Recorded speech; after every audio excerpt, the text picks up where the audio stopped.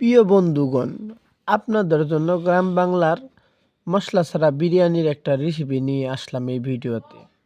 তো ভিডিওতে আপনারা দেখতে পাচ্ছেন, প্রথমে আমি পেঁয়াজ দিয়ে একটু লাড়াচাড়া করে কিছু মশলাপাতি, ময় মশলা, মরিচের গুঁড়া, ধনিয়ার গুঁড়া, গরম মশলা, আদা রসুন বাটা সব কিছু মিক্স করে একটা মশলা বানিয়ে নিলাম।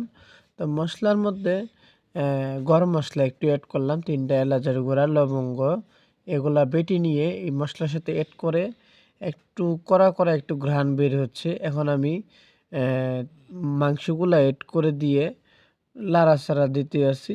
মাংসটা বেশ ভালো করে কষিয়েছি। আপনারা জানেন মাংস কষানোর উপরেই মজা।